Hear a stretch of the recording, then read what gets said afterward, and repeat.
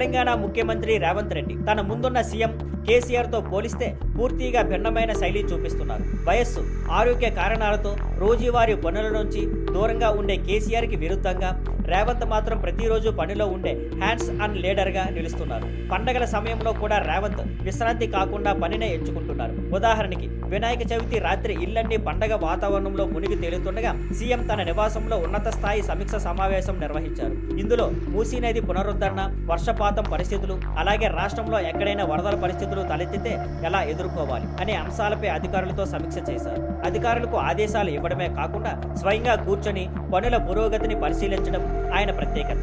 ఈ విధానం ఆయనను అగ్రస్థానంలో నుంచి మాత్రమే ఆదేశాలు ఇచ్చే నాయకుడిగా కాకుండా ముందుండి నడిపించే నాయకుడిగా ప్రజల్లో అభిప్రాయం కలిగిస్తుంది.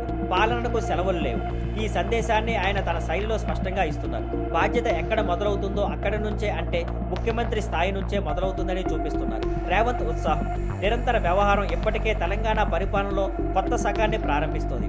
ఆయన కింద పనిచేస్తున్న అధికారులకు ఇది ఒక ప్రేరణగాను, అలాగే ప్రతిరోజు అంకిత భావంతో పనిచేయాలని అనే గుర్తింపుగాను మారుతోంది.